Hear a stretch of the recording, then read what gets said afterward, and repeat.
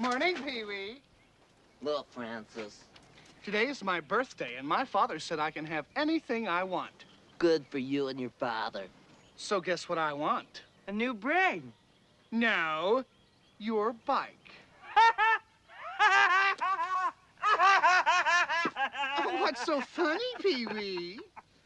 It's not for sale, Francis. My father says everything's negotiable, Pee-wee. I wouldn't sell my bike for all the money in the world. Not for $100 billion, million, trillion. Then you're crazy. I know you are, but what am I? You're a nerd. I know you are, but what am I? You're an idiot. I know you are, but what am I? I know you are, but what am I? I know you are, but what am I? I know you are, but what am I? I know you are, but what am I? I know you are, but what am I? Infinity. No, I'm not. You You are. are. No way. Knock it off. Cut it out. Oh, shut up, Pee-wee. Why don't you make me? Why don't you make me? Because I don't make monkeys. I just train them.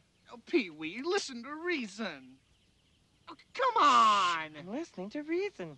Pee-wee. That's my name. Don't wear it out. Remember the first time I saw your bike? You were riding past my house, and I came running out to tell you how much I liked it even way back then? I love that story.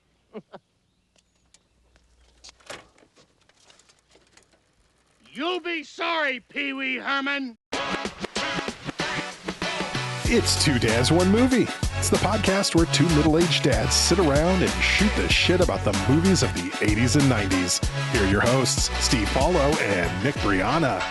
Hello, everybody. It's another episode of Two Dads, One Movie. I'm Steve. And I'm Nick. And today we are talking about the 1985 absurdist, bizarre, amazing classic. Yeah, how do you describe it, right? Pee-wee's Big Adventure. This, of course, being the first movie about the Pee-wee Herman character and also Tim Burton's directorial debut. So, very much, a lot to talk about. Nick, this was your pick. Why don't you tell us a little bit about your history with Pee-wee's Big Adventure? So this is one I think I probably got into after the movie came out, when the Saturday morning show was on, which I think happened in like the late 80s, right? This was 85 and that show was on maybe like late 80s. So that got me introduced to the Pee-wee character, which I loved, as did a lot of kids at that time. And this was a movie that I remember seeing. I thought it was really cool to see like one of my favorite characters who seemed like a kid's character, but he's on a real movie. He's not just on Saturday. Like I didn't really know the origins of him doing the character for adults at theaters where everyone was smoking and stuff or whatever. But so I always thought this was a fun one. I haven't watched this in a long time. But another thing about it is a mutual friend of ours, Matt Chilbert, who you remember from high school. He's like the closest to a filmmaker of the friends that I know. I mean, he is a filmmaker, but he does like other video stuff. But he was always like into certain movies for reasons. And I always like to give his favorite movies another look because he would like have this perspective of like why certain things were cool. And this was one that he would talk about a lot as being like, inspirational to a lot of stuff that he did because he ended up working like puppets and stop motion and stuff like that. So shout out Matt Chilbert. So I thought this was kind of cool as like a fun kids character, but also something that like film people could appreciate for a lot of reasons. Yeah, the show Pee-wee's Playhouse debuted just the next year in 86, ran until 91, which was like prime time for us to be into that, at our age. I was a huge fan as well. I think I also saw the movie after having watched the show a bunch, and like not in the theater or anything. So more about like, got into the show on Saturday mornings. And then, one day at Blockbuster, some Friday evening when my parents were like, oh, you go pick something out from like the kids or the comedy section. I found it, went, whoa, wait, there's a Pee-wee movie. Yeah. It's like, we didn't like find things out back then, right? There's no internet. There was no, how did you discover things if you were a kid? If it wasn't advertised on TV, there wasn't 100% stumbling upon exactly. Just seeing it at a record store or video rental or whatever. So yeah, that's my take, or my history with it as well, is just like definitely saw it from a young age. I think of the movies that we've done on the show here that I had seen before, which obviously not all of them, we've both had new experiences on this show, which is great. This is the movie that it's like been the longest since I'd seen it of anything that we've done. I think I probably haven't seen this movie since I was like 12. Okay, like nice. Really, really long time ago, like probably pre-high school. And I think that that's probably a combination of like, I got to be a very big movie snob when I was a teenager. Like I got in, like I saw my first like Kevin Smith movie and Quentin Tarantino movie like in the same year. And suddenly I thought I knew everything, you know, about what was a good movie or not, whatever. And like Tim Burton's the kind of person that I definitely did not respect enough at that age. Like I was not kind of like I was too much of a douche, basically. Like I needed to like appreciate the massive inventiveness of his mind. Yeah, you had too much Boondock Saints in your blood at that time. That kind of shit, I was way into that. Yeah, and thankfully have walked away from that as like an identity. So that's good. But yeah, cool. All right, well, let's jump into the facts on Pee-wee's Big Adventure. It was released on July 26, 1985 with a PG rating. It runs for 91 minutes, directed by Tim Burton, written by Phil Hartman of SNL fame, Paul Reubens, and Michael Varhol. Starring Paul Reubens, though obviously credited at the very beginning of the movie as Pee Wee Herman. So it's sort of like he's the character and the actor, which is very interesting. Kind of a Mr. T style, or phenomenon. Larry the Cable Guy sort of thing, right? You know that thing. So the persona sort of precedes the actor. Scores: Rotten Tomatoes 78%. In retrospect, I thought that was actually kind of low. Like when I saw that, I was expecting something higher after having watched the movie again. But there it is. IMDb 7.1, which is kind of where we live a lot of the times. I feel like our movies often fall in that 7.1 category. Did not win any Two awards. Dads, all sevens. Is what we should change the podcast to. They did the movie did not win any awards. It was nominated for a couple minor awards. Did not win any. On a $6 million budget, however, it earned $41 million at the box office in the mid 80s, which is amazing. 6.8 times its budget. That's obviously a huge hit, and this is what, definitely helped to push Tim Burton's career along. And obviously one of the reasons he ended up scoring the 2 Batman films he got to do was the success of movies like this. Absolutely. So congratulations, obviously, to Tim Burton, who of course we've seen before. This is the first Tim Burton movie we're doing, but we've seen him before. We saw him as an actor, right? In that's a very early episode of our podcast. That's right. The movie Singles, he played a character who was a videographer for a dating website, or not website, obviously it was back for a video dating service. Yeah. But he got to do that. And so we've seen Tim Burton before, but this is the first time that we've got a Tim Burton behind the camera production, which is great. Welcome back, Timmy. We hardly we missed you, buddy. Well, and then the other thing is, as we're seeing the credits, the opening credits to this, that the music is done by Danny Elfman, which just adds so much to the feeling of this film. And Elfman and Burton went on to collaborate several times after this, and to fantastic results. Like Elfman and Burton together are just really great. It's almost like David Fincher and Trent Reznor doing amazing things together as a director and composer. Yeah, they just belong together. Yeah. They seem to understand each other. Exactly. Like I know the audio version of what you're trying to show people. Exactly. Yeah, the whimsy and the sparkle of it really all. Great. And we start off with some of that. I think the opening credits of this film are actually kind of very restrained. Like there's not a whole lot of wackiness or anything. Too wild. Yeah. It's good to see Phil Hartman's name though. That's always great. So we open basically on a dream sequence, right? Where Pee-wee is having a dream about the greatest sporting event in the world, the Tour de France. Yes, and the Tour de France, and they're all wearing these cool like aerodynamic mullet helmets and stuff. Right. And Pee-wee whizzes by them on his like souped up Debo beach cruiser. And it's just kind of a fun thing because, his posture does not change. The way he rides the bike, he's not leaning forward or anything. He's just, the same way that he always does. Even with the saddlebags, which can't possibly help the aerodynamics of the bike, it's still, he's winning because it's his dream. So he's winning the Tour de France. Yeah. But we get kind of a fun little like montage, or not really a montage, but just a little sequence of what Pee-wee's morning is like. Right. So this is kind of funny. He first wakes up out of bed. He picks up these 1 pound weights. He does a couple of very restrained reps with them. And then he has this fabulous Rube Goldberg machine that makes his breakfast for him, which is really fun. And that's one thing as a kid, I for sure remember from this movie. Like we talk about not seeing it in a while.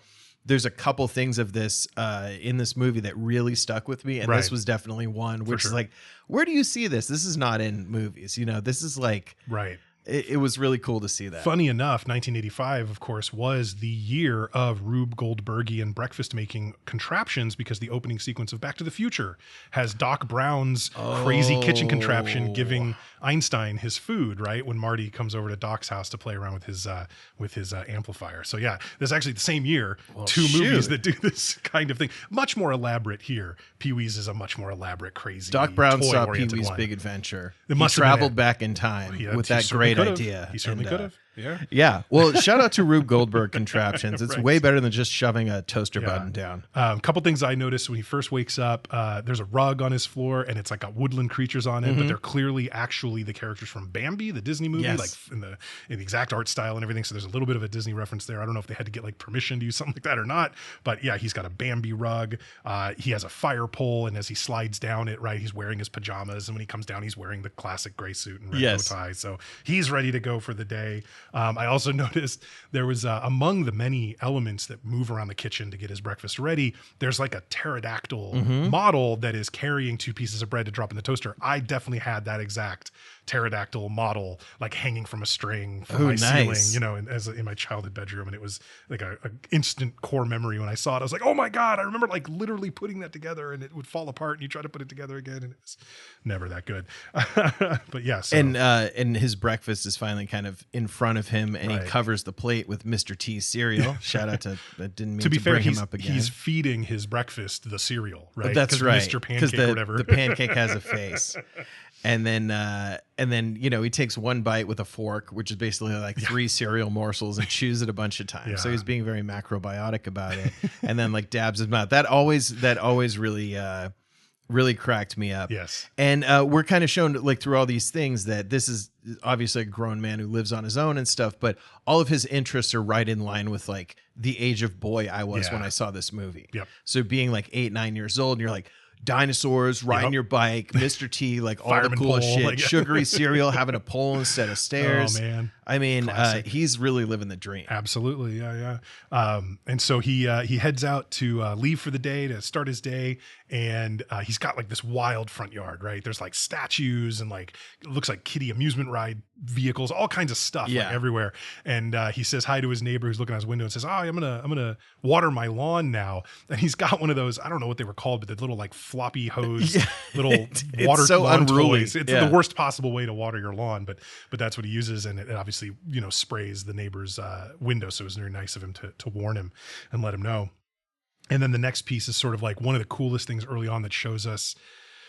I mean, obviously everything we see to this point is already like Pee-wee lives in sort of this enchanted semi-reality, right? Yeah. Like, I mean, there's definitely like things about his existence that, you know, aren't real. Well, this is another one of them, but it's maybe the best, which is the secret garage that holds his prized bike, his prized possession. So he's got a little keypad on the side of his house, and he like is tapping a bunch of stuff, and he like, you know, it opens up like a hedge opens up. It's just very cool. Like I always loved that.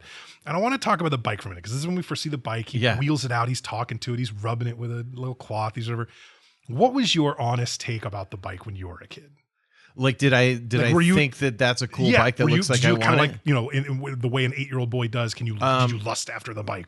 Because cool bikes were BMX bikes at our age. Completely agree with you. I thought a parent showing their kid this movie would be like, isn't that a cool bike, son? Yes. Like, it's exactly marketing to the people who are paying money for it. That's but yeah, totally fair. That's a great question, because it is like, oh no, like that's not a cool guy bike. He has a bunch of friends who ride those. Yeah, because the kids who have like the BMX like outfits, with, like the little armor, the little shoulder pads and stuff, they were cool. Yeah, right. When we were kids, like that was who I wanted to be. And the guys who like did the, you know, riding the BMX bikes near the beginning that are like twisting the wheels around. I'm like, that's awesome. You know, his is like, it's neat. And it certainly has a lot of cool features. Very useful, right? Has a lot of great features that appear at different points in the movie, and it practically flies at one point almost. You know? So that's all neat. And I just always thought that the lion-headed speaker with the walkie-talkie piece, sort of, that was kind of a cool. I would have liked to have that. But yeah, in general, I was like, this is like a pretty, like as a kid thinking, this is a pretty lame bike. Like this, you can't really go fast on it. Yeah. Even if he is winning the Tour de France in his dreams, like, you know.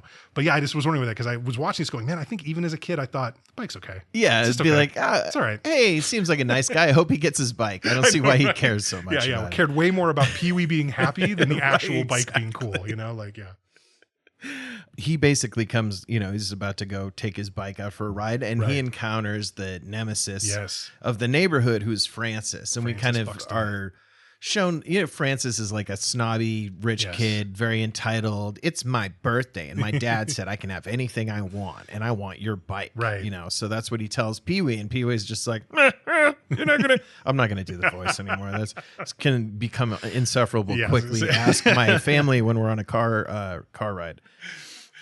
Insufferable. I know you are, but what am I? Okay, that's it. That's my only try. It's not even a good one, so we're not going to do that anymore.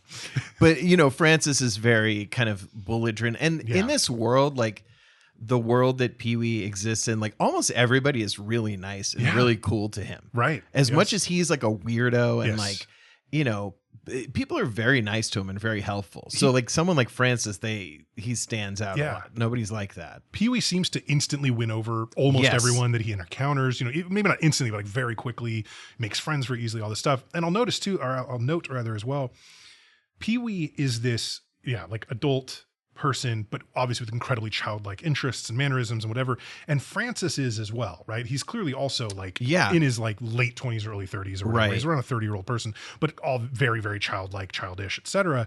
Whereas everybody else in the movie really appears to be just like normal people for their age. Like the kids act like kids, the adults act like adults, you know, with maybe the only exception being like Dottie's infatuation with Pee-wee is maybe a little odd. But like other than that, like everybody else is normal. But like Francis and Pee-wee stand out as like these man children.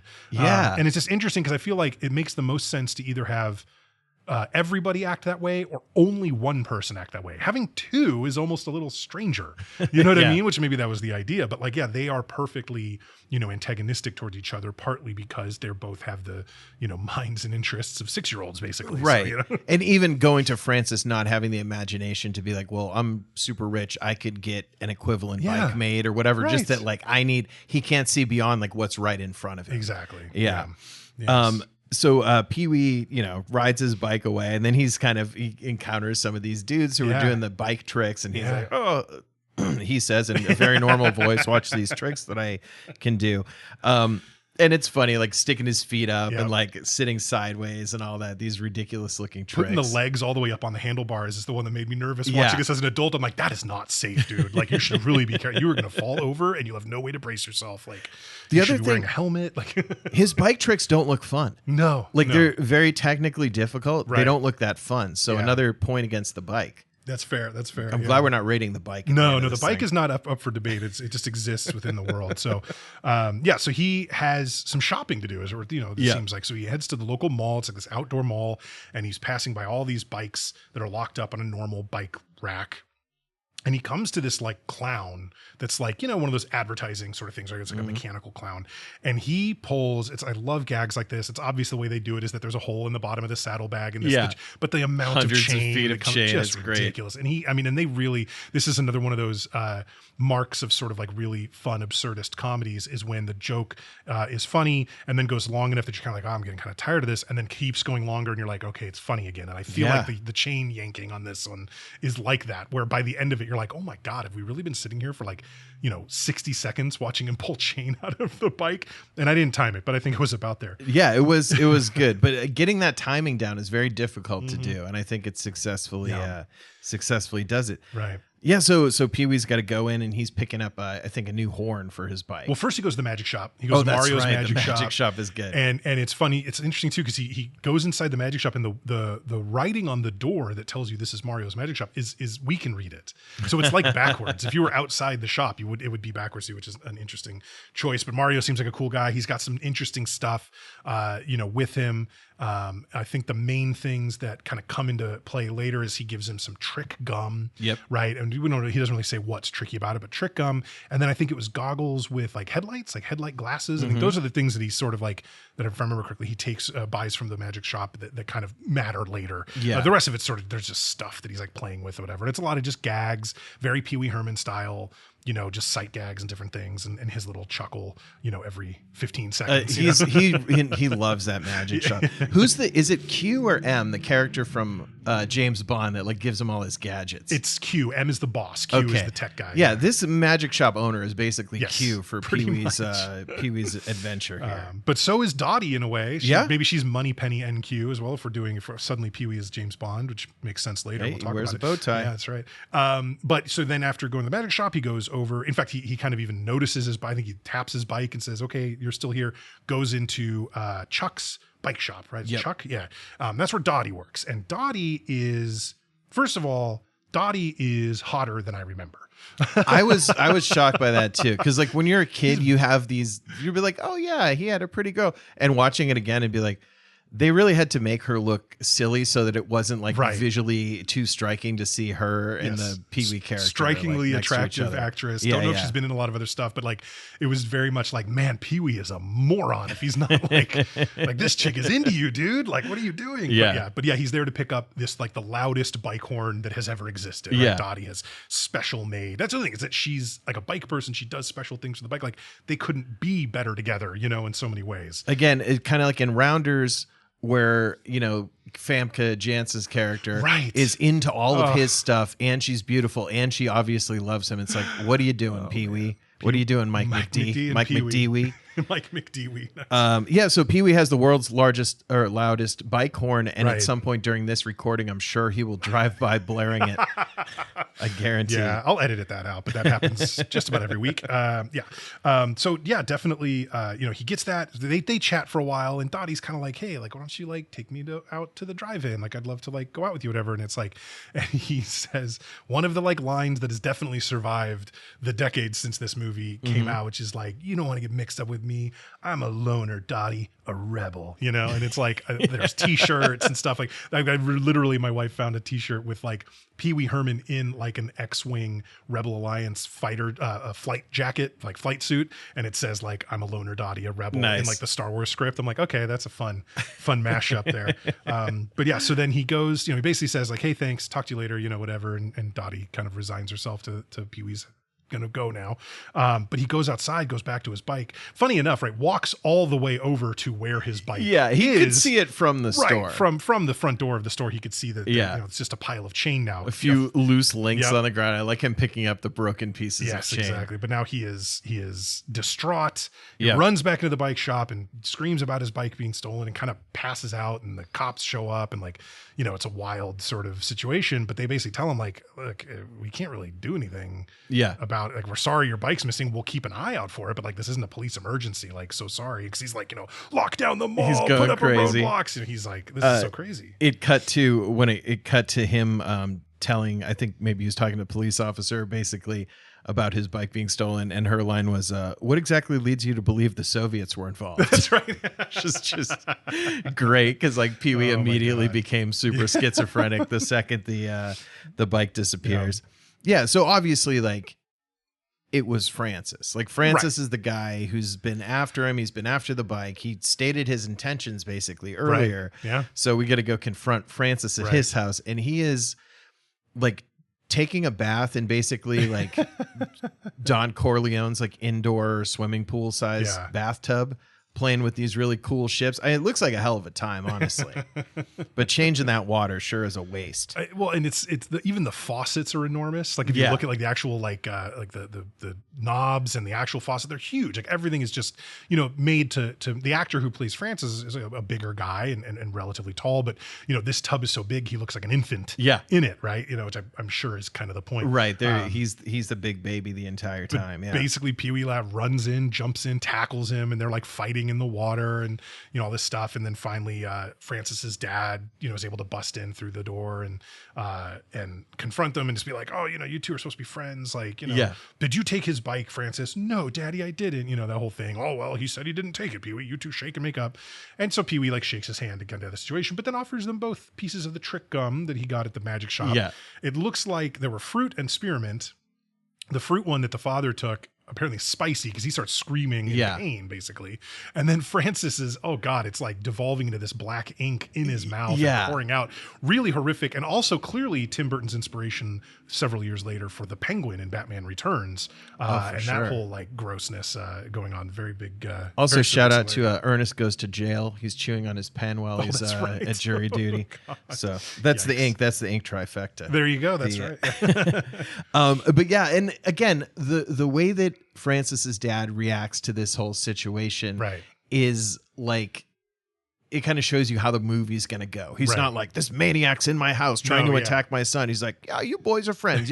Like, it's this world where you're not treated like authority figures don't treat you like police or the law would treat you. They treat you like a nice parent would treat you. Or like maybe a teacher. Yeah. It's interaction with the real adults in this world for Pee-wee is very much there. They give him all the benefits of the doubt and all the sort of like assumptions of innocence you would give like a small child. Right. Yeah.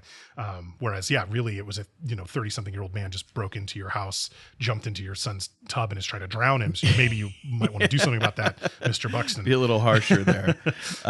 So Pee-wee basically gathers the whole town and has this like meeting in the basement where he's laying out all his clues. And this is a funny scene as he's going through like Exhibit A, and going through these different things.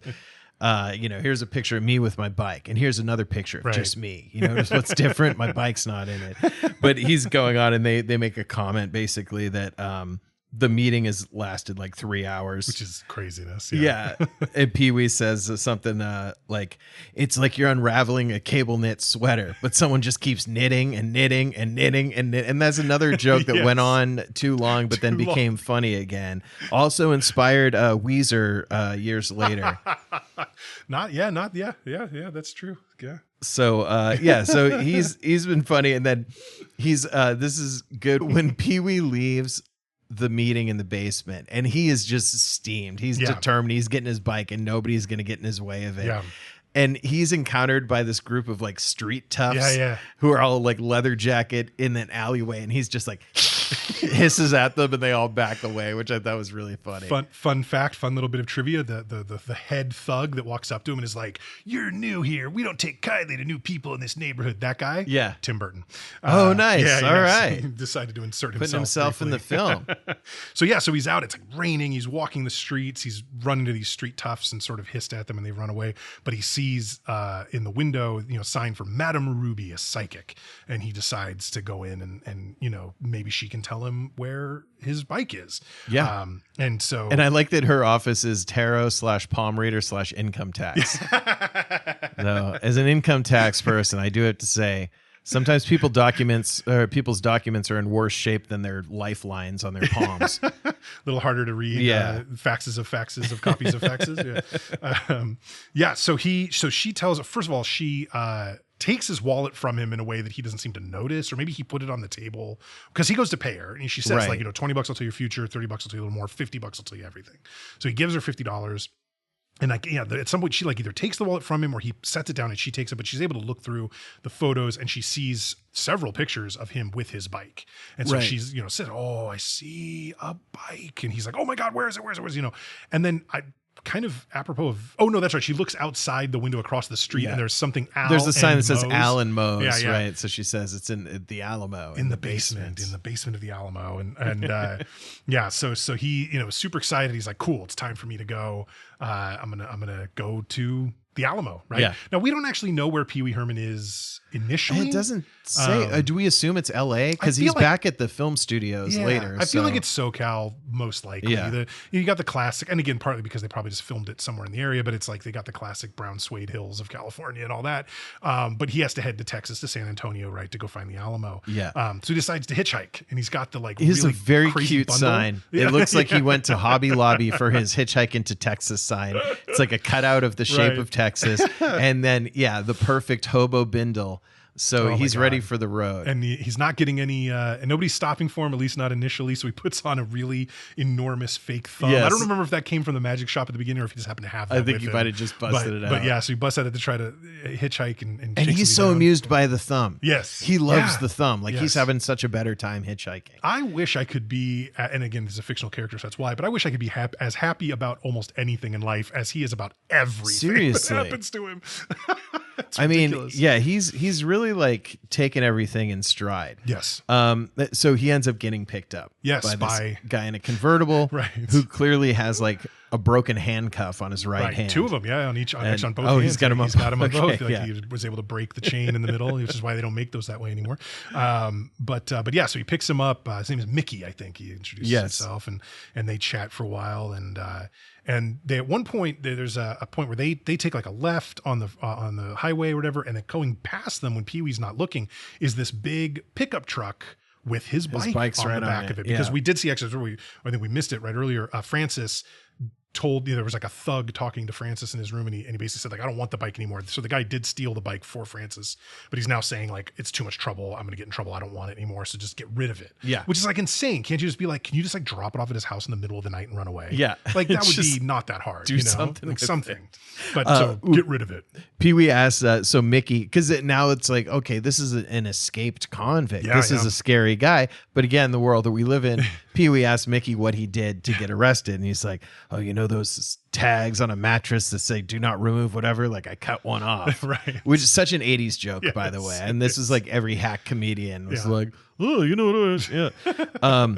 So when they're driving by, the bike goes by, and then they're coming up on a checkpoint because there's kind of like a manhunt, obviously, for Mickey. Yeah. And they pull up to it, and Pee-wee's like, oh, I got an idea. Right. And basically he gives Mickey like a very shoddy looking like beard and goatee. Terrible goatee. Yeah. Goatee and mustache, right? And glasses. Yeah. And then Pee-wee's dressed like a lady from head to toe, we find out. Right. I mean, the quick change artistry by him with is a wig unbelievable. and like I mean, he really has got everything. And so they get stopped by these, they come to the checkpoint, and this like really big, fat old shitty cop talks to him about like whatever. And it's basically openly hitting on Pee-wee, who like even in, the best of circumstances does not make an attractive woman per se, right? Yeah. But he is like really hitting on her when this is clearly like a couple, and he's like, why don't you step out of the vehicle just so I could get a look at you? I mean, it's just the grossest like abuse of power shithead cop like ever. Like I didn't think I'd be so upset by a police officer in this movie, but here it is.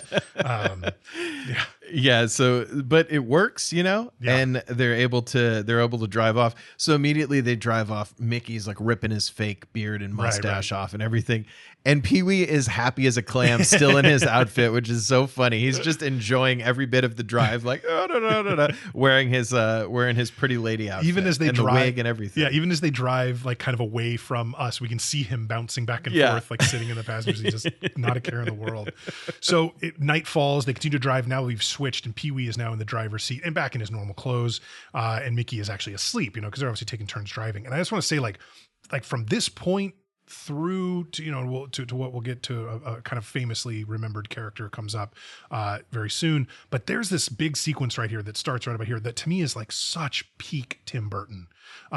It's just like darkness around Pee-wee all the time. Really all we're ever seeing is like the car, the two actors, and maybe one or two other important sort of pieces of information, but like generally speaking, this is something that is just all in our minds, like the low budget magic. Yeah, it really is. And it's just, really kind of special. And it's a thing that Tim Burton got really good at doing, obviously, over the years. But I just love it. Like when I was watching this, I was like, man, this is like peak Tim Burton, and reminds me in a lot of ways of Terry Gilliam, like his style as well, like feels very like this, like the way the whimsy and absurdism plays out.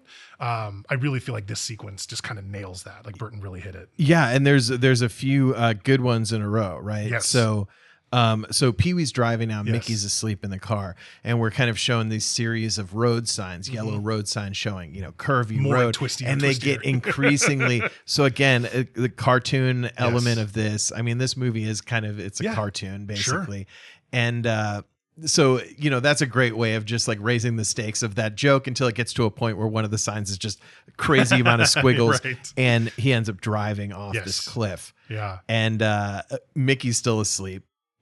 So he wakes him up just in time for him to start screaming. And then the rag top of the car goes up, and it acts as a perfect parachute that just gently like sets them down onto the ground. Pee-wee hit the button and started pulling up the rag top, and it acted like a parachute. It was fantastic. Good call. So Mickey basically is like, I'm done. Like whatever. At first it seems he's like mad at him, but then he even says like, no, Pee-wee, like you can't join me where I'm going. It's too dangerous. It's that kind of thing. Yeah. So he leaves Pee-wee on the side of the road, which is still, again, we're just in pitch black. Like there's really nothing to see or anything. And we get this great sequence where it's just like cartoon eyes, right? And it's just Pee-wee's eyes, but they're clearly just animated, like it's not, which is a fun little moment. Like, so well done. Yeah. And I wrote down even like, young director and underlined it a bunch of times. Like this is why you get somebody like a Tim Burton to do a movie like this, because he has these ideas and will take it in these directions that you're not thinking of. If you've already done like 25 movies or whatever.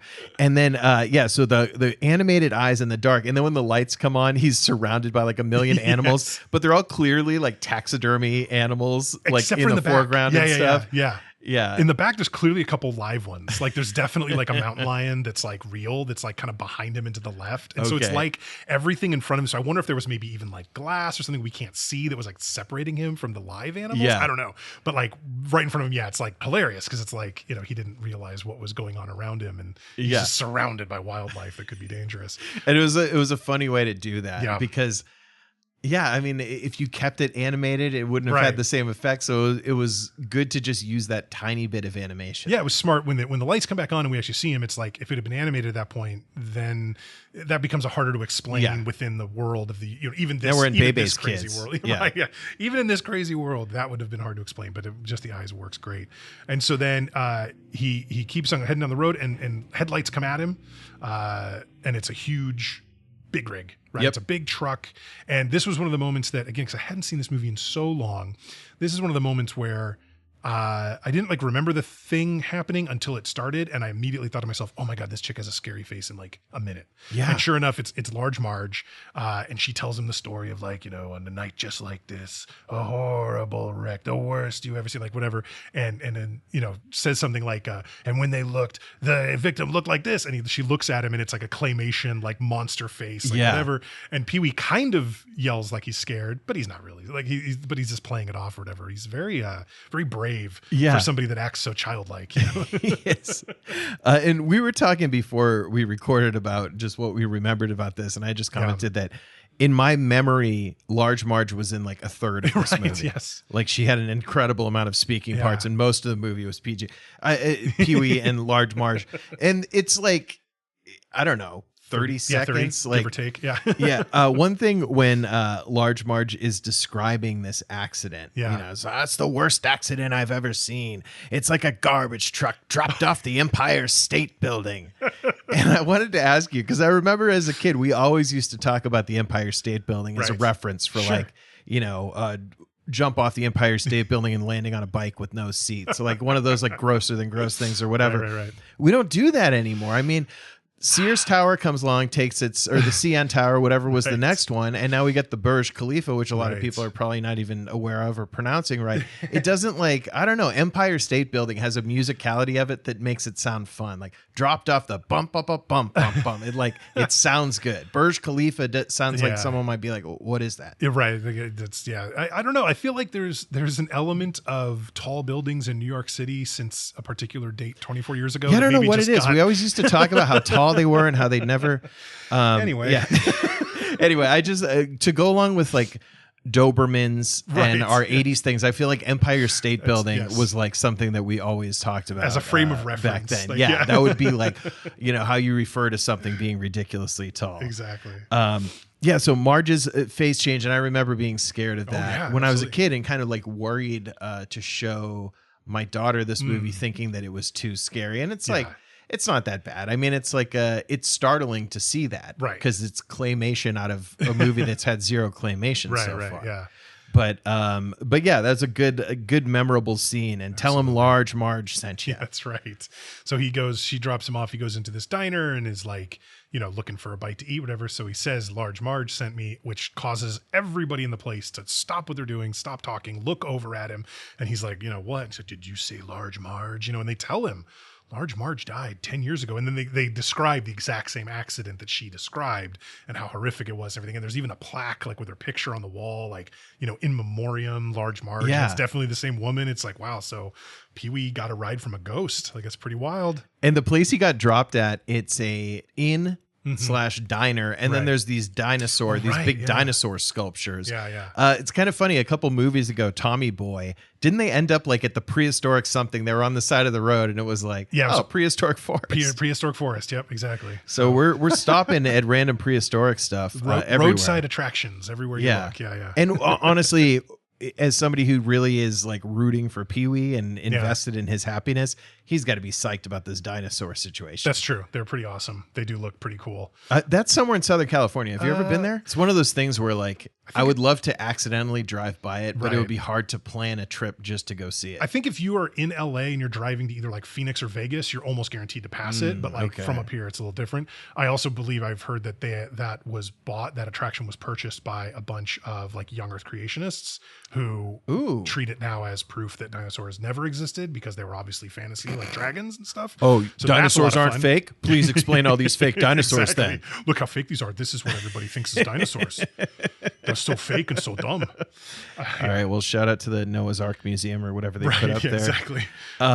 So Pee-wee went in and he had some food and everything and was talking to a waitress, Simone, who was very nice to him. Yeah. And seemed like borderline into him, but she was also just saw him as like, because later we meet her boyfriend. So clearly just any man who didn't seem like an asshole was like a sweetheart to her. Yeah. And he has to wash dishes because he doesn't have his wallet. Right. He has to wash dishes to pay for his food. Madame Ruby took his wallet to like look at his photos and whatever, never gave it back to him. Yeah. So he doesn't have his wallet with me. So he ends up doing dishes to pay for his meal. And Simone comes in to the kitchen, is like, you've done plenty of dishes. Like all you had was like, I don't know, just like a peanut butter jelly sandwich or something. Oh, this was his order because it was funny. Okay, yeah. It was I think the tuna plate and a milkshake. What are you doing, dude? You better hope everyone who picks you up has a convertible. If you're hitchhiking, you're a ticking time bomb, dog. That is you got to bubble be in an open top vehicle if you're going to do stuff like that to yourself. Or an RV. Something, and you're stressed? Come on. See, this is also where he's childlike because kids can pull off eating crap like Right. that. You or I do it. It's all over. It's nightmare time. So, and a couple little things I just want to mention. There's yet another, because I made a reference to Batman Returns earlier, which of course was also a Tim Burton movie. I will be making two more. One of them is here, which is that Simone, the actress who plays Simone, was brought back by Tim Burton into Batman Returns. She plays a very brief appearance as Oswald Cobblepot's mother, who throws him into the river there in Gotham, where he gets sent down into the sewer. Yeah, so she very briefly appears in that movie, but it's clear that Burton liked her look, wanted her back, brought her back. So yeah, she does it. I mean, she has a good Burton character look. She has like a very like angular jaw, like a really cool look. Kind of a long neck. Tall and yeah. She's very, very. I mean, she's like, I don't know that I would call her like hot or attractive necessarily, but she's very striking looking. Like she's very, very interesting looking person. So Simone asks Pee-wee if he will watch the sunrise with her. And to do that, they go up into like the mouth of one of the dinosaurs and kind of they sit looking out of the mouth of like the T-Rex or whatever. And she tells him about her dream of going to Paris someday, but she can't because her boyfriend doesn't want her to or something. And, she talks about this boyfriend, Andy. Again, even the boyfriend's reasoning for not wanting to go to Paris, what she says is that he flunked French in high school and he thinks that everything there is set up to make him look dumb or whatever. Like that's such it could be like he hates French people and he can't say it's not anything like it's just such like an individualized reason that he doesn't like them. Or not that he's an asshole or anything like that. But yeah, she says she wants to go to Paris. She's like, I really want to move to Paris, and then Pee-wee's like, everyone I know has a big butt. Yeah, right. Right. It's just a good thing that didn't like elicit a laugh, but it was just like, Pee-wee. Yeah. Well, and then so Andy, the boyfriend, has watched them walk into the dinosaurs, now listening at the door. And there's the comment about like, everybody I know has a big butt. And he says something like, you gotta, follow your big, or like something about your big butt, Simone. Right. And then also says something there's something that is suggestive, could be a double entendre in there about, oh man, I didn't write it down. So, but yeah, there's definitely like things that could make the boyfriend think that they're like making out. Oh, she says something like, "Oh, nobody's ever put it to me that way." There it is. Put it to me like that or something, which is, obviously it's subtle enough innuendo that it went completely over my head as a kid. Yeah. But this time I picked up on it and went like, oh, they went a little risque there. Okay. And they walk out of the dinosaur. It's like, after watching the sunrise, it looks like it's 10 a.m. when they leave the dinosaur. It doesn't look like sunrise anymore, but that's just me being nitpicky and jerky. So Andy, who is Simone's boyfriend, who's this like 7 foot tall guy. Big. I looked him up. I was thinking he was the wrestler Big John Studd. He's not, but he was another wrestler. Interesting. But he had like a kind of a jobber type guy, like a guy that we would see on free TV, not a pay-per-view guy. No. A guy who constantly loses to the Ultimate Warrior. Exactly. He's exactly.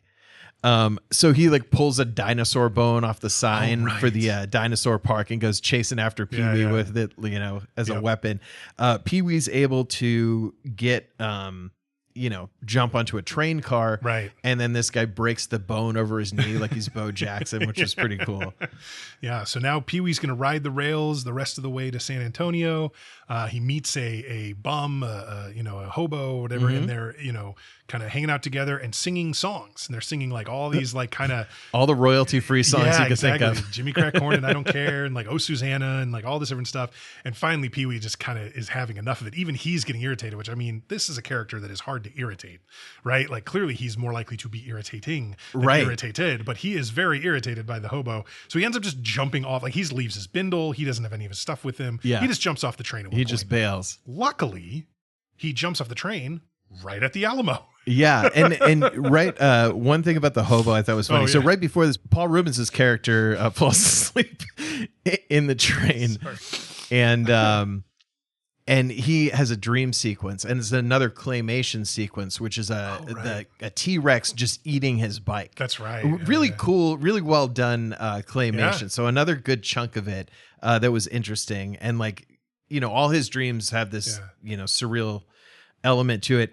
And he wakes up and that hobo guy's like right in his face. And he's like, "You want a sardine?" He's eating sardines. Right. Imported. Yeah. Actually, so funny enough about that claymation thing, I was noticing while watching it, it was like, it was fine. It was 1985. So I'm not like trying to be a dick about it or whatever, but it's like, it was like much herky jerkier than, for instance, like what we saw in like Army of Darkness, which came out 6 years later or whatever. But yeah, like the sort of claymation model type animation in that dream sequence was like, it was fine, but it was pretty dated. Like I definitely like felt like the more Rankin Bass. The than movement, like, the movement was not very smooth. Yeah, it felt very Rankin and Bass, that kind of thing. Versus like again what Sam Raimi was able to accomplish a few years later. But that's nitpicking. I mean, I'm not like trying to be. But even that, I mean, I wonder if there's an intentionality to like it looking a certain way. No, I don't know. I wouldn't be surprised if that were the case. Yeah, it's true. But the characters look very cool, and it was a good way to just show like Pee-wee's anxieties continuing to haunt him. Yep. And yeah, jumping off the train and landing right in San Antonio is really good. So he walks up to the Alamo. He's going to get on the tour, hoping, of course, that the tour will go to the basement. And who's the tour guide? Jan Hooks. SNL alum Jan Hooks, who I'm guessing is involved in the movie, partly because Phil Hartman was involved in the movie. And I feel like they'd been colleagues, for quite a while. And so, so she is the tour guide, super thick Texas accent, very funny Texas accent from her. Really I have a quote from her here. Great, go for it. So Jan Hooks, and she's telling, as Pee-wee starts to ask her about, he's trying to find his bike. Where's the bike? She's like, we got to hold our questions till the end. And she has her Texas accent. And she's like, here's Juan and Inez. That's right. And this is what she says about this like diorama. Inez is holding a clay pot that she seems very proud of. She's carefully detailed it with lots of paint and glaze. It's like a zero information statement. Like you're learning nothing about it's like she stole the costume of the tour guide and is trying to wing it. But yeah, she's a really funny character. And she does a great job. And at that point, I think too, she says like, and Juan is holding an Adobe. Who can say Adobe? And like the whole crowd says like Adobe. It's just very, very funny. There's a few scenes of showing that this tour is incredibly boring. Yes. It's finally over. So are there any questions? And then his hand shoots up. He's very patient. Oh yeah. Pee-wee is extremely patient. And he's told, he asks, where's the basement? When are we going to see the basement? There's no basement at the Alamo. And this is the one part where everyone's kind of like mean to everyone's like laughing at him. Yeah. Yeah. So he's got to storm off. He's very cruel. He's upset. Yep. So he, I believe at this point ends up back at the, is this the bus station? He's at the bus station. That's right. That's right. The bus station. He sees Simone. Mm-hmm. And Simone tells him, Pee-wee, I'm finally doing it. I'm going to Paris or whatever. I'm not quite sure where she's going in a bus from San Antonio to get to Paris. I was paying a lot of attention because like in the world of this movie, I was fully expecting, like the heading of a bus that says where it's going. Yeah. I was expecting it to say Paris just because of the world, but it didn't really show it. In which case it probably would be going to Paris, Texas if it was saying that. Yeah, true. But yeah, so he sees Simone and I think Andy sees Pee-wee, right? And then chases him around? Or? Yeah, so before that, Pee-wee's on the phone with Dottie. Oh, right. He's got a... he's such an idiot with Dottie. Telling her, where he is and what's going on. And he tells her he's in Texas, and she's like, well, prove it. And then he he gets off the phone. He goes, the skies at night are big and bright. And then everyone's simultaneously... Deep in the heart of Texas, everyone. That was a good. That was really funny. See, it must be in Texas. So Andy spots him. That's right. Yeah. So Andy now is coming after Pee-wee, and Andy is like legitimately 7 feet tall. He looks so much. I don't know in the dinosaur scene, maybe because there weren't a lot of other people around. In this scene, it's like apparent that this guy's a monster. When he was chasing Pee-wee around at the dinosaurs, it was also like shot kind of from further back because we wanted to keep the dinosaurs kind of in the frame. So we saw them running around them and around their legs and all this kind of stuff. And so it just was a little further away, which I think does skew that scale with a more standard sort of shot where the human beings were expecting to take up most of the screen. Yeah. Andy just towers over everybody. He's just enormous. So Pee-wee dives into like a trailer or something and comes out in this ridiculous get up, a huge cowboy 10-gallon hat and like the vest and the chaps and the spurs. And he's got a big mustache on. So he's kind of hiding. Andy's still looking for him, but Pee-wee figures, okay, I can get away until he gets sort of grabbed by a couple other guys and brought towards a bull riding ring. Yeah. They pop him right on the back of that thing. They throw him up on the bull and he starts riding the bull, and they can hear the announcers talking about like, oh, he's going for a new state record. Oh, he's going for a new world record. Cause I think bull riding is like, if you're on for like 6 to 8 seconds, that's like amazing, right? Like that's like the goal or whatever. So he's just doing all that. Andy spots him and jumps into the ring to go get him. And the bull kicks Pee-wee off. And then Andy realizes he's wearing a red shirt, and the bull notices his red shirt, which isn't actually the way bullfighting in the red cape thing works. That's more of a motion thing. I think bulls are colorblind. But anyway. It's more like, this is the guy that put a sword in me before this thing started. That's why I hate him. But the bull chases Andy, and the funniest jumping bull thing ever. Andy gets over the fence of the ring and goes away, and the bull just clears it like a hurdler, just like jump like one leap, jumps over this incredibly high fence and continues chasing him, which is hilarious. Yeah, and Pee-wee, he gets dragged off. Yeah. And he wakes up and there's all these kind of cowboys surrounding him, and he comes to. And they're like, what's going on? He's like, I can't remember. And they're like, what's the last thing you remember? And he goes, I remember the Alamo. And they all start going, woohoo, yeah. All right. Like, There's some nice, like, lighthearted barbs at Texans. Like, this is before a lot of them determined to like destroy the entire country. When it was just, those goofy little guys. The whole like everything's bigger in Texas was sort of like goofy and fun. And now you're like, yeah, including the authoritarianism. Okay. He shows up to this bar and he goes in, and it's just like, he wants to make a phone call. I think is the only thing he's there to do. Yeah. But they all notice him and they're like, hey, well, this is what he's on the phone, and they're all talking, and he turns around and he's just that's like, right. shh. He shushes this whole bar. So they're all like inching towards him. So they come towards him, and the kind of head guy is like, don't you know this is a private clubhouse for the Satan's helpers? And I just love thinking of like Santa's little helpers and Satan's helpers. It's funny. Yeah. But of course he didn't. So he tries to just, excuse me. And he like decides he'll leave, but they're like, kind of don't look like they're gonna let him go. They do. He leaves. But then he like bumps into, the first bike in a row and all the motorcycle dominoes. Oh man, just I love it. I love to see it. So they drag him back in, and he's got to save himself, win them back, do something, right? Because he's in deep trouble. Yeah. So they pull him in there like, okay, let's kill him. Let's hang him and then kill him. Let's hang him and then stab him and then kill him. And then this woman steps in and grabs him. She's like, he's mine. And that woman's actually Cassandra Peterson, Elvira. Oh, no crap. I didn't realize. Yeah. I was like, she looked kind of familiar. I saw her in the credits.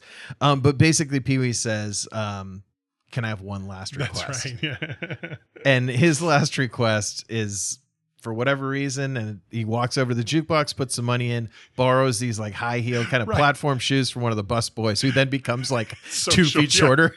Well, because he was Pee-wee's height, and then he takes off. Yeah, these are like 8-inch platform heels, and so the guy is suddenly very, very short. But he does the classic sort of Pee-wee Herman Tequila dance that everybody remembers. And this is something as a kid I remember, and I can't tell you we had a stretch because my parents are both like on the older side of their siblings. So when my brother and I were like, 8, 9, 10, some of their younger siblings were getting married. So there were like a lot of family weddings and stuff. Yeah. And I remember just tearing shit up, doing the Pee-wee dance, being specifically asked before a wedding to not do the Pee-wee Herman dance. My brother and I were like sat down, and that was demanded of us. So this was really like sunk into our DNA. That is core. I mean, I guess you are just kind of like thrusting and pointing at your wiener in your butthole. So. Yeah, there's that. I don't remember feeling like the dance was sexual when I saw it as a kid. I had no idea. But watching it this time, and of course knowing the kind of trouble Paul Reubens would get into later in his life after this movie and everything, it felt a tiny bit more sinister than I remember. Not like sinister, that's probably too mean, but like, it just definitely was like, oh, okay, he's continually pointing at his penis and his butthole in a kid's movie. Okay, yeah, cool. All right, well, that's and a thing. The song Tequila, that was around a lot for a while. Yeah. I remember it featuring prominently in Teenage Mutant Ninja Turtles as well, first Ninja Turtles movie. So they love him, of course. So it goes immediately from Pee-wee finishing his dance to, hey, good luck, buddy. Yeah. And they have him on one of their motorcycles. Giving him a motorcycle. They could not love him or support him more. Right. Hey, I hope you find your bike, you know. And they send him off, and he takes off on the hog and is immediately out of control and like crashes into this sign. Right through like a big billboard. And so then an ambulance has to come help him. And I remember being more scared of the next few moments as a child than the Large Marge thing. The clown EMTs are terrifying. Yeah, we don't need absolutely terrifying. I don't want to see that anymore. But I did think that this whole sequence was super, super obviously like reminiscent, but in reverse order of what some of the things Tim Burton would do for Beetlejuice. There was like a very kind of Beetlejuice vibe in this sort of sequence with the clown EMTs and stuff like that. Yeah. So yeah. But and then so he's at the hospital, and he's in his hospital bed. Right. Pee-wee's recovering in the hospital and still has the bow tie done, despite how much they would have had to like open up his breathing pathways and everything. And then does he see something on TV, right? Yeah. So it's this like child actor has been gifted his bike. Yeah. And the child actor, of course, I don't know the actor's name. I didn't write it down, but he's the older brother from the Wonder Years. Wayne from the Wonder Years. Right, exactly. Yeah. And so Jason Hervey. Okay, there you I go. just pulled that out of my... Well, congratulations, sir. He's been gifted the bike. We don't really know why or how it got to him, but it's like, he's just like, oh, this is the bike every boy would ever dream of, kind of thing. And it's like, but now that means that Pee-wee knows it's in Hollywood, right? Like, yeah. This is where this kid is. And so he, heads to Hollywood and kind of instantly is at the movie studio, like the Warner Brothers movie studio or whatever. Milton Berle walks by with a cadre of people heading into the studio. And so Pee-wee can kind of like walk with them and laugh at Milton Berle's joke, and then just go blends in as one of like the yes men, one of exactly his sycophants or whatever. But I thought it was a fun little cameo from Milton Berle. And then so he ends up on a movie set, and it's the same actor, the child actor, and the bike is now going to be in the movie. I guess very strange thing that is happening, but that's where taking we are. Some shortcuts. So like, look, the studio said it's going to be an hour 35 minutes, not an hour 42. Exactly. So they're in this scene where it's and this the character played by Wayne from the Wonder Years is named Kevin Morton, and he is just like your prototypical entitled shithead child actor, horrible. right? So on screen he's the sweetest, most adorable, kindest guy, and then the second they cut, he's like, I wanted this. There's a point where he's yelling at the director, being like, I've been ready since first call. He's like screaming at the whole. He's doing like the Tom Cruise COVID rant. Okay. Except that he's a little kid yelling at everybody. It made me think of when Christian Bale screamed at that like grip for being in his eye line or whatever, his sight line, and just like that all came out because somebody was recording, and so like that's just, it's exactly like that, and it's hilarious and like horrifying. But yeah, the kid is super super like mean to this other actress that's there, and so Pee-wee has dressed him. So it's a bunch of nuns basically like around, the kid, and they're like sending him off to his adoptive parents along with the bike, in this movie that's being filmed. And so Pee-wee gets on a nun's habit, and it's like the old school Sally Field flying nun, like a really wild, big like hood piece or whatever of the habit. And he's just standing there, but like something about like, oh, you should donate the bike to the needy children. I just want to give or whatever. And Pee-wee goes, okay. And he like takes it. And he's like, I'll just take this with me. And like goes, and he starts riding off with it. And they realize, wait a minute, that guy's stealing the bike. Yeah. And so now we have a scene that to me is very reminiscent of Blazing Saddles. The end of Blazing Saddles is like a chase through a movie studio. And then also, because this, I think, movie was directly referencing this, Jay and Silent Bob Strike Back in 2001 has a significant movie studio chase scene. Oh, nice. Where we go through several different sets and things. But I think that was meant to be referencing this because Kevin Smith is a professed Tim Burton fan. So, but yeah, like this also, felt this very is a much great like Blazing scene. Saddles. And I checked the time on it, and this is like a little more than 5 minutes from like when he first gets on the bike, until the end of the scene, and it's very satisfying. And this is Danny Elfman at his best. I mean, it's just it's so good. And he keeps, going through all these funny things. They give him so much that he can do because he can ride through different movie sets that are happening. He's getting chased by all the studio security guards who are on these electric golf carts. And it's funny, right before the scene starts, it shows them each like running outside in a line, unplugging their golf cart from the wall, which is good. So he's got golf carts after him, and then he'll go through a set, and then someone from that set is coming after him. So he's being chased by like a prop speedboat with people that are on like skateboards that are supposed to be water skis.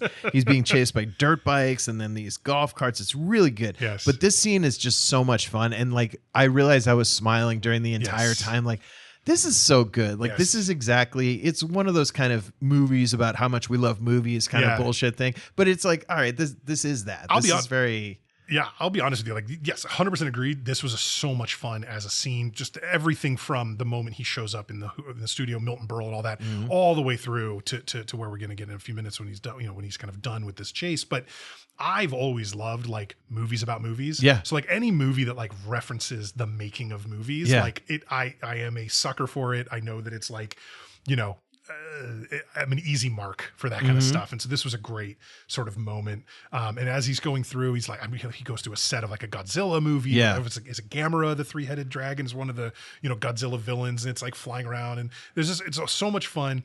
And then he ends up in a Twisted Sister music video, and it's actually Twisted Sister. I love it. It's Dee Snider and the whole band is there. They're on a car and recording this music video, and he ends up like flying right through the whole chase flies through the music video thing. And like, I just love that, like somebody like Dee Snider, who, Twisted Sister was never the biggest band in the world or anything like that, but like they were very popular at this era, right? This mid 80s was their heyday. Right. So to be in this movie for only a moment, it's like kind of cool. But then years later, Dee Snider has proven himself to be like the most unavailable celebrity that I've ever seen in my life. It's true. Anytime they do one of those piece of shit, like, oh, we're going to do Celebrity Survivor, or we're going to be Celebrity the Mole or whatever. He was on all of those for some reason. Him and Coolio came as a package, I think.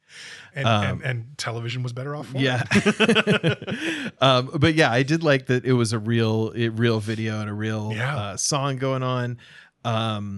He ends up when he gets through here, the music video is kind of the last major thing he goes through, and he ends up pulling up, and there's a pet shop that's on fire. Yeah. So it's like, dude, I'm free. Yeah. I have the thing I care about. Right. I'm ready to roll. Mission accomplished. He does like an E.T. style jump over like a hedge or whatever to get out of the studio essentially, or at least a little further away. And then, there's a pet shop that's on fire. So he's running in, super brave, right? Running into the fire, letting out, obviously starts with like the cats, in order the of puppies. cuteness. Absolutely in order of cuteness. Cause he keeps passing the snake tank and kind of, and like keeping it. I'm like, honestly, I don't blame you, buddy. And so, he lets out the cats and the dogs, and then he's letting out like mice and like turtles, and he's letting out like birds or whatever and all this stuff. And there's a chimpanzee helping him out too that he freed first, and then he's like picking up fish and putting them in a little bowl and taking them out, little goldfish. Finally he gets back in, and it's like the snakes are kind of the last thing left, and so he runs out screaming, holding these little baby garter snakes or whatever. They're totally harmless little snakes, but like he's got probably 30 or 40 of them in each hand, just running, screaming, ends up falling down, kind of passing out, I think, almost, or something, but he falls in, and the EMT, the firefighters show up, they're responding to the fire, and they help him out. And I swear to God, at least one of those guys stepped on one of those snakes, and those look like real snakes. Yeah, I was watching that too. There for sure was, or it was like a very close call. Also, the animals that he rescued are sitting so nicely outside of the pet store. They're just hanging out. They're all just like, oh, well, hopefully this gets fixed so I can be sold as a pet again. My favorite ball is in there. I really hope that it survives. That is my favorite ball. Like. So he ends up, now he's got the EMTs around him, and they're basically like, okay, we have to help this guy. And then they're like, well, we're not helping you. You're in big trouble. He's under arrest. Yeah. So when they're showing the surveillance footage, which is all film that was taken from these actual sets, it's kind of funny that they're watching this reel of film of him like going through the sets on his bike and everything. It's all the dailies, from those movies being made. It's really funny. And then I think this is a great technique they use to wrap this movie up in a neat little bow where it's like, all right, you're in trouble. You've destroyed this studio or whatever, but I love your story. That's right. And we'd love to make a movie about it. Oh, by the way, real quick, before we move past it, did you know who the pink poodle was that he saved from the pet shop? No. The pink poodle is Darla. Darla played Precious in Darla from Silence of the Lambs and Queenie in The Burbs, and like one of the most famous poodle actresses of all time. We're gonna see Darla in a few weeks. Wow, this was her first screen credit for Darla. So good on Darla. But so they basically, the studio head tells him like, hey, the studio loves your story. Let us make the movie of your story, and we will let you go. We won't press charges, like whatever. And so that pretty much cuts us right away to the drive-in back home, wherever home is. And it's this wonderful wrap up, right? Where it's like the movie's playing, it stars James Brolin as P.W. Herman and Morgan Fairchild as Dottie, and two very like attractive sort of soap stars of the day. And they're doing like more of a James Bond style, play on this, where the bike is a motorcycle called the X1, and it's an experimental, and the Russians can't get it, and da-da-da-da-da. But he's walking around the drive-in with a bunch of snacks, meeting everybody who we saw all throughout the movie, which is really fantastic. And it's so great. And it's like, oh, okay, these are all my friends I've met on my journey. Exactly. And they're all here to support me at the end. Even Mickey. Yeah. It was in a prison bus. Oh, God, I love that scene. So I'm going to go buy what in 2025 is equivalent to $7,500 worth of movie snacks. Take a mortgage out. But good on him, and good on him not getting the snow cones out first. I mean, he's going in order, like he's a very fair man. But he's going through and he's meeting all of his friends. And again, this is just like the spirit of the movie that makes me very happy to watch. It's just everyone is so sweet and everyone is so nice to this guy. So if you're like a kid watching this and you feel like a weirdo or an outcast or whatever, it's like it's a movie about a weirdo who everyone likes because he has he has good intentions and he's just like a dude. But he goes and his friend Mickey, the prisoner, the guy, the mattress tag cutter, is there at the drive-through in the prison bus, which excellent gag, really good gag. And Pee-wee goes and hands him, okay, here's your soda and here's your footlong wink. Wink. And the guard's like, hold on a second. And it's just a file like in a hot dog bun with mustard on it. It's so classic, like trying to sneak the Beagle Boys out of jail and DuckTales. Yeah, exactly. Like, again, just such a cartoon trope. The file to the prisoner is in just, the food. Like, my God. So they packed this end scene because this could have been kind of a boring. Okay, wrap it up. Everything's fine. Everyone's calm. But they're showing all these characters. They're revisiting everyone, and then the movie's showing, and it's ridiculous, obviously. But Pee-wee himself is in this movie as a hotel like a bellhop. Yeah, basically. But his voice was overdubbed. His voice it's clearly is not crazy. his voice. His voice sounds psychotic. But basically, he gets to interact with James Brolin. You're like, oh, any messages for P.W. Herman? And it's like it's a fun thing. I would say too. I think you're right that the ending working this way was kind of the only way to do it in a lot of sense, because the stakes in this movie, realistically, are so low. Right. He's looking for a bicycle. Yeah. Like, this is not life or death. This is not the end of the world. Like, how do you wrap it? Like, okay, he got his bike. Crickets. Like, what are you supposed to do, right? Yeah. So having this become this thing where his story gets turned into a movie and we get to see pieces of it, and he interacts with all the people that he's met through the movie is great. He ends up at the very end, of course, with just a box of candy or so whatever that he gives to Dottie, and the two of them are sitting on their bikes, like to watch the movie, until Francis comes over with a cadre of reporters for some reason, talking about how he's Pee-wee's best friend and they've known each other forever. And he's like, how about we get a picture of me on the bike? What do you say, Pee-wee? And Pee-wee's like, okay, Francis. And then it reveals one of the tricks of the bike we hadn't seen yet, which is the ejector seat. Yes. Which really looks painful as all hell. I mean, that thing is a 6 foot tall pole. That is, I don't know where that pole resides when it's down. Same place the chain comes from. Yeah, exactly. But yeah, it basically blasts Francis up into space, which is good. So funny. The voice that they give Pee-wee. So he's like, Mr. Herman, paging Mr. Herman. It's the most ridiculous voice. It's really funny. Did you have a computer in the house like as a young kid? Dr. Spatzo? Holy shit. Yes. If you had a Sound Blaster audio card, it came with a program called Dr. Spatzo, and it was text to speech in like 1989. I mean, way back when. But it sounded like RFK Jr. And you would type in like your was it supposed to answer like medical stuff, or did it just call doctor? First of all, it was just called Dr. Spatzo for like no good reason. Spatzo, Sbaitso or something. Yeah. Give yourself an unpronounceable name when it's like an early stage like voice technology. I think it was an acronym. I think it was Sound Blaster, Artificial Intelligence, Text to Speech, something or other, like operation or something like that. So, but yeah, Dr. Spatzo. It's so crazy. But yeah, I remember you used to have to you'd try it and it would mispronounce things horrifically, and you'd have to try to spell them phonetically to get it to say the right thing. It was a lot of fun. Nice. But that's what he sounds like to me is the old Dr. Spatzo thing. And yeah, very funny voice. Much funnier than his own voice, frankly. Yeah. The fake voice, because it was very like shocking to see. So then it kind of ends. It's like we get the perfect movie ending while the perfect movie is happening on the screen and everything, and that's it. And it seems like he's got his bike back. He's got a lot of new friends, and everything's coming up Pee-wee. And hopefully he explores his budding feelings for Dottie. I would hope. Because hope he doesn't, because look, it's a town full of people that are probably going to be less of a challenge to date than Pee-wee if I'm being nice about it. So if she's willing to put up with him, she's got a lot of suitors out there. Right. Oh man, very cool. All right, so that is Pee-wee's Big Adventure. Yeah. Let's see. Well, why don't I? Should I give my rating first? Since you go I and kick picked it this off. one. Yeah.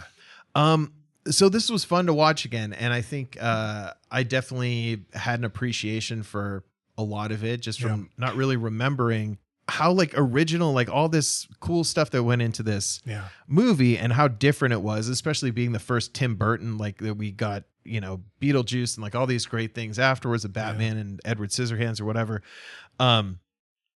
And Paul Reubens, did you watch the documentary? Recently there was a Paul Reubens documentary on HBO or Netflix. Pee-wee himself, or Pee-wee as himself or something. I have not seen it. No, it's very good. I recommend it. Cool. But I think that gives an additional appreciation for what he was doing with this character, and maybe some understanding as to why he's billed as Pee-wee Herman in this film and not as Paul Reubens. Interesting. And I know he did have this controversy that came up in the 90s where he was arrested in this adult theater, which I remember as a kid. That mugshot picture was in the paper, and my cousin and my brother, because my mom and my aunt were like so disgusted by him. It was like, he was jacking off in the jack off place. What are we doing here? But they were like so disgusted by it, and we cut the picture out of the paper, and we would like bring it out at holidays and stuff, and they'd just be like, Jesus Christ, put that away. Oh, I can't look at him. Oh, he's disgusting. Jesus. So I feel like he was certainly unfairly maligned for that, and a lot of that had to do with the character that he was playing. So I do want to say, if you watch this film, it gets into that, and I think it's worth watching, because he really was like screwed over by this incident that if you're looking at it as an adult, you're just kind of like, well, who cares? Like, are we busting everyone for that, or are we busting selectively for that? Or if he had been celebrity, famous, etc., but not as a quote unquote like child's entertainer, but just as like a regular actor, it would have blown over pretty quickly. Right. If it really was a story at all at the time. It would have been a story. Any celebrity in that kind of situation would have been a story, but it would have blown over if he was like, James Brolin, for instance, like it just would have blown over. Yeah. So very, very unfair, what ultimately happened to Paul Reubens. But we're talking about this film. I think that this movie was super enjoyable. Again, like I said, I had a smile on my face. The Danny Elfman added so much. I mean, just a perfect synergy with Burton and Elfman, and we'll see this again and again.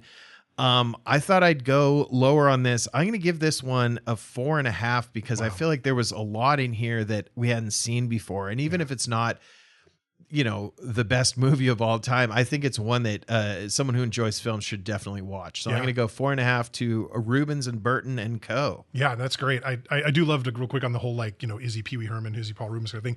He kind of did what Prince did when Prince had to change his name to the artist formerly known as Prince, or the logo. Yeah. Right. And then, but all of his albums are still produced by Prince. So Reubens is still credited as the screenwriter. right? It's not co-written by Pee Wee Herman. It's co-written by Paul Reubens. So the actor is Pee Wee Herman. Exactly. It's Pee Wee Herman playing the character Pee Wee Herman, but Paul Reubens is the screenwriter. So it's an interesting thing. I always find that fascinating. I don't know if it universally means that the artist is particularly creative, or if he could just be off his rocker or what, kind of thing. Right. But it does seem to be particularly creative people who sort of like embody that duality. So I, just to be totally honest with you, when you picked this movie for us, and I was not dreading it, that's the wrong word, but I was not looking forward to seeing it. It had been forever since I'd seen it. In my mind, it was like silly, but not the kind of silly that I love, not the like, Tim Robinson sort of Monty Python, whatever, Mel Brooks silly. Like it felt like, I thought it was in my memory more like just kids stuff. More childish. Yeah, silly. exactly. Yeah. I loved it. I can't believe it's been so long since I've seen it. Like I absolutely am going to show this to my kids. They're 7 and 11, so it's perfect timing for them to watch this. This was a really fantastic movie, and it really is. It is like really great absurdism. I think, honestly, now that I think about it, I've always attributed my love of absurdity and comedy to like Mel Brooks and Monty Python and some of the stuff that I watched early. But I think being into Pee-wee's Playhouse and Pee-wee's Big Adventure was a big part of that too. Yeah, really priming me for this. Tim Burton is so maddeningly inventive, and Danny Elfman is so ridiculously creative. The two of them together are just absolutely like peaches and cream. I love it.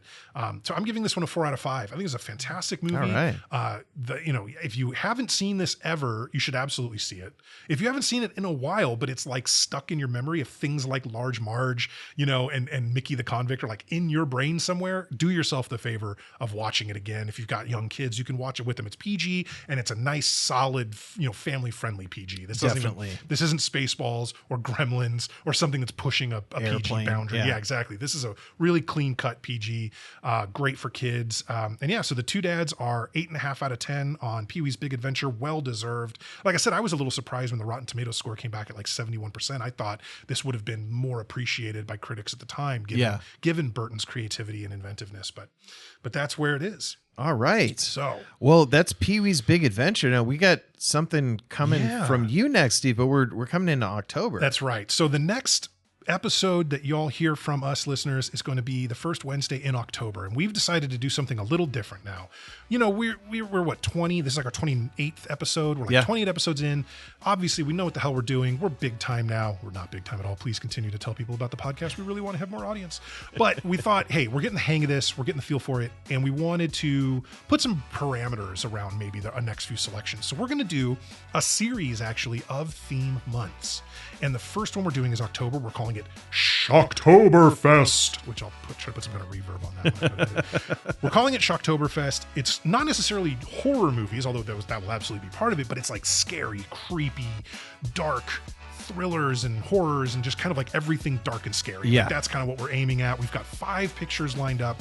We've already picked them, but we're going to meet them out to you guys, bit by bit. You'll have to wait every week to see what we'll do next. But for the first movie that we're doing for Shocktoberfest, it was my picks. I decided I really wanted to go with like one of the classics of 80s horror.